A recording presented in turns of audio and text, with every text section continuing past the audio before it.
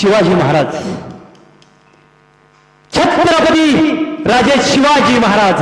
शिवाजी महाराज सर्व जाती धर्माचे मराठा घेतला, माळी घेतला, साळी घेतला, कोळी घेतला, धनगर घेतला, मातंग घेतला, कुंभार घेतला, मुसलमान घेतला. हो, मुसलमान घेतला. मदारी मेहतर मुसलमान सैनिक होता शिवाजी राजांचा. शिवाजी महाराजांना 11-15 जातीचे मावळे एकत्र करून स्वराज्याची स्थापना केली. एक दिवस असा आला मला सांगायचंय, शेवटचा दिवस गोड व्हावा महाराज. एक दिवस असा आला, पन्हाळगडावर राजा होतं. पन्हाळगड कोल्हापूर जिल्ह्यात असणारा पन्हाळगड. राजे पन्हाळगडावर होते. अचानक सिद्धी जोहरचा वेढा पडला पन्हाळगडाला. 43,000चं सैन्य शिवाजी महाराजांजवळ. उणे पुरे 400 मावळे आहेत. 400 मावळे. चिंता वाटू लागली शिवाजी महाराजांना. खाली 42,000 आहेत. सिद्धी जोहरचे 42,000 मावळे आहेत आणि शस्त्रानिशी तैनात आहेत. माझे उणे पुरे 400 मावळे. शस्त्र साठा कमी आहे. काय करावं 6 महिने गेले. पावसाचे दिवस चालू झाले. आता पन्हाळ्यावर राहणं योग्य नाही. आता पन्हाळ्यावर राहणं सुरक्षित नाही असा विचार शिवाजी महाराजांच्या डोक्यात आला. पन्हाळा तर सोडावा लागेल. एक युक्ती शिवाजी महाराजांच्या डोक्यात आली. शिवाजी महाराजांच्या डोक्यात एक युक्ती आली. आपण गडावरून 2 पालख्या काढायच्या. एका पालखीत राजा बसवायचं, एका पालखीत राजांसारखा दिसणारा एक मनुष्य बसवायचा. सगळं झालं. युक्ती प्लॅन तयार झाला. घोडदळ तयार झालं. बाजीप्रभू तयार झाले. मुरारबाजी तयार झाले. तानाजी तयार झाले. नौदल तयार, घोडदळ तयार झालं. सगळं तयार झालं. पण दुसऱ्या पालखीत बसणार कोण? शिवाजी महाराजांना चिंता वाटू लागली. अरे, मी एका पालखीत बसणार, दुसऱ्या पालखीत बसणार कोण? 2 दिवस गेले. गडावर बातमी पसरली. राजांना 2 पालख्या काढायच्या आहेत आणि एका पालखीत राजा जाणार आहेत आणि दुसऱ्या पालखीतून एका पालखीत पुसाटीच्या बुर्जाच्या दिशेने राजा जाणार आहेत आणि दुसऱ्या पालखीतून राजांसारखा दिसणारा व्यक्ती सिद्धी जोहरच्या शामियानात जाणार आहे. राजांच्या आपोआप पसरली. राजा शरण आलं. राजा सिद्धी जोहरच्या भेटीला आलं. असं आपोआप पसरली गेली. गडावर एक मावळा होता महाराज. शिवा काशीद नावाचा मावळा, नाभिक समाजाचा. त्याच्या कानावर बातमी आली आणि त्याने विचार केला, अरे राजा गडावर नसल्यावर पोरं राजा म्हणून मलाच मुजरा करतात की रे. अगदी दिसायला हुबेहूब राजांसारखा, राजासारखं नाक, राजांसारखं दाढी, राजांसारखे केस, हुबेहूब राजांसारखा. आणि त्याच्या ध्यानात आल्याबरोबर राजमहालाकडे धावत गेला. राजा राजगादीवर बसलं होतं. मुद्रा राज, घ्या मुद्रा राज. अरे शिवा, मुद्रा कशासाठी? राजा बोलायला लागला, अरे शिवा, मुद्रा कशासाठी? अरे राजा, मला कळालं 2 पालख्या काढायच्या. एका पालखीतून तुम्ही बसणार, एका पालखीत तुमच्यासारखा दिसणारा व्यक्ती बसवायचा आहे. हो रे शिवा, दुसरा व्यक्ती बसवायचा आहे. आणि मग कुणाला बसवायचा? तुला बसवून चालणार नाही शिवा. आत्ता 6 महिने झाले तुझं लग्न झालंय, नवीन लग्न झालंय. घरी तुझी बायको वाट बघती, म्हातारी आई आहे, बाप नाही, आधार नाही कुणाचा. तुझं घर तुझ्या आधारावर चालते रे. तुला बसवून चालणार नाही. अहो राजा, घ्या तो तुमचा मुकुट, घ्या ती तुमची तलवार, द्या ती तुमचं कपडे, द्या तो तुमचा शेला. राजा, मी बसायला तयार आहे. राजांच्या मुखातून एक शब्द गेला, अरे शिवा, माझे कपडे तुला मिळतील, माझी तलवार तुला मिळेल, माझा शेला तुला मिळेल, माझा मुकुटही तुला मिळेल.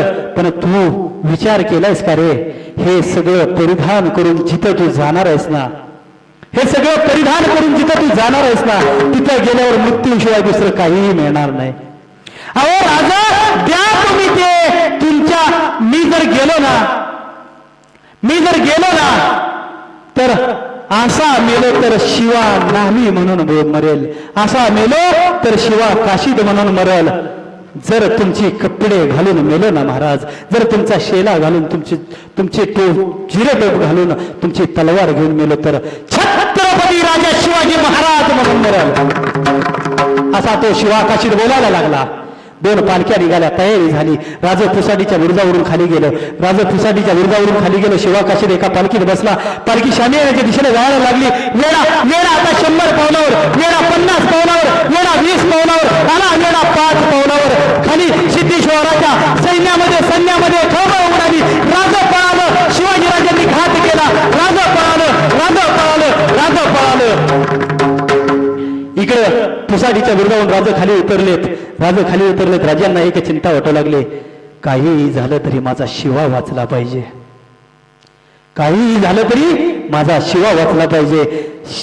शिवा आकाशी तिकडं शामियानाच्या जवळ आलाय. त्याच्या मनात एकच विचार आहे महाराज. त्याच्या मनात एकच विचार आहे, अरे मी मेलो तरी चालेल, पण माझा राजा वाचला पाहिजे. माझं राजा वाचलं पाहिजे. एक शब्द बोलून जातो महाराज, एक शब्द राजांच्या बाबतीत बोलून जातो.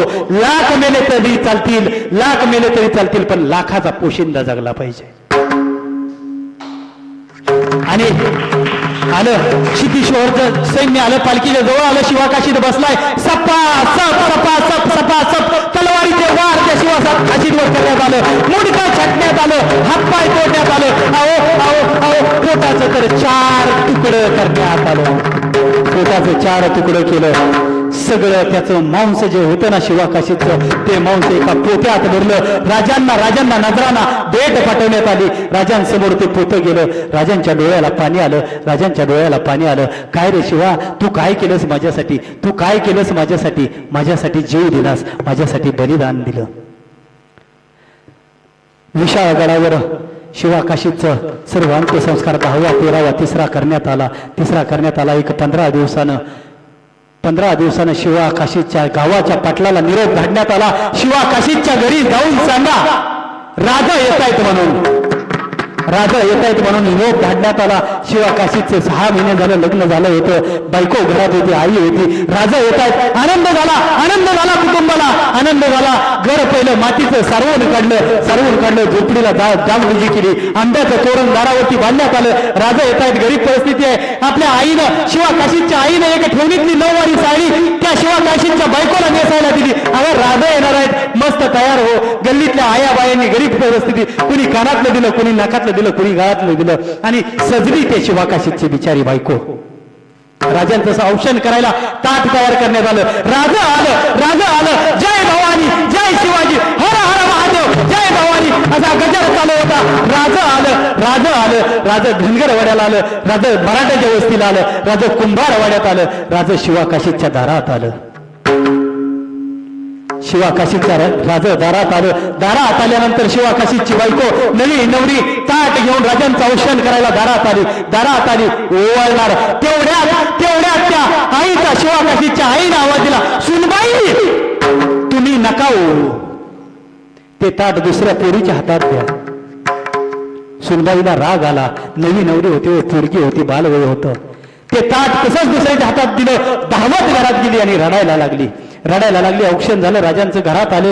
राजांना तांब्यावर पाणी गोळाचा खडा देण्यात आला. राजांना तांब्यावर पाणी गोळाचा खडा दिला. आणि बोलत राजे त्या शिवाकाशीच्या आईला बोलून गेले, आई का हो त्या पोरीला मला ओळख दिलं नाही? का त्या पोरीला ओळख दिलं नाही मला? राज का ओळख दिलं नाही? त्याचं कारण हे आहे, माझा शिवा आता राहिला नाही. आणि माझा शिवा राहिला नाही, त्याच्या विधवा पत्नीनं तुम्हाला ओवाळणं, तुमच्यासारख्या राजाला ओवाळणं बरं दिसत नाही, म्हणून तिला मी ओवाळ दिलं नाही. तसा राजांच्या हातातला तांब्या आणि गोळाचा खडा धाडकन खाली पडला. धाडकन खाली पडून राजांच्या डोळ्याला पाणी आलं. अरे मी ह्या आईला शिवाकाशींचं काय झालं अजून सांगितलं देखील नाही, तरी ह्या आईनं ओळखलं कसं? आई बोलायला लागली, राजा तुम्ही गावात आला, तुम्ही धनगराच्या गल्लीला आला, तुम्ही कुंभाराच्या गल्लीला आला. मला वाटलं होतं राजा येणार म्हणजे माझा मुलगा येणार, राजांच्या मागे असा भाला धरून माझा मुलगा शिवाकाशीत उभा असेल, राजा येणार, माझा मुलगा येणार, जय भवानी जय शिवाजीच्या घोषणा देत असेल असं मला वाटलं होतं. पण राजा तुम्ही गावात आला, पण माझा धनगराच्या गल्लीला आला, माझा शिवा दिसला नाही. कुंभाराच्या गल्लीला आला, माझा शिवा दिसला नाही. मराठ्याच्या गल्लीला आला, माझा शिवा दिसला नाही. माझ्या दारात आला, माझा शिवा दिसला नाही. जर माझा शिवा असताना जर माझा शिवा असताना तर ओरडत सुटला असता, आई अगं राजा आले ग, आई राजा आले राजा, आई बघ राजा आले, आई बघ राजा आले, राजा आले, राजा आले. मी याच्यावरून ओळखलं माझा शिवा आता राहिला नाही. पुरणपोळीचा स्वयंपाक केला होता. राजांनी घरामध्ये आपल्या सैनिकांना आवाज दिला, मौल्यांना आवाज दिला, अरे सोन्या चांदीनं भरलेली ताटं घेऊन या. सोन्या चांदीनं भरलेली ताटं घरामध्ये आली, आईच्या पुढे ठेवण्यात आली. आई म्हणाली नको राज, नको राज, हे सोनं चांदी मला गरज नाही. मला फक्त एक गरज आहे, मला फक्त एक गरज आहे. जेव्हा केव्हा तुम्ही माझ्या घरी याल ना, माझ्या हातची पुरणपोळी माझ्या शिवाला खूप आवडत होती. जेव्हा कधी माझ्या घरी याल तेव्हा माझ्या घरी तांब्याभर पाणी आणि पुरणपोळी माझ्या हातची खाऊन 4 घास जाल तर एवढ्यातच मला समाधान आहे, असं आई बोलायला लागली. आणि आई बोलल्यानंतर राजांनी शब्द दिला, आई जोपर्यंत या शिवाजी राजांच्या श्वासात श्वास आहे ना तोपर्यंत तुमच्याच घरी फक्त पुरणपोळी खाईल. आणि मग आईचा शब्द आला तोंडातून, महाराज जर तुम्ही हे सगळं करताल ना तर जो गेला ना तो राजा शिवाजी राजा होता, आणि जो आता तुम्ही माझ्या समोर उभा आहे ना तो माझा मुलगा शिवा काशीद आहे. हा शब्द त्या आईच्या तोंडातून आला. यासाठी केला होता टास शेवटचा दिवस गोड झाला. शिवा काशीदाचा शेवटचा दिवस गोड झाला. एकदा हात वर करा, प्रेमपूर्वक भजन करू आणि समारोपाकडे वळूया. विठोबा रखुमाई जय जय विठोबा रखुमाई.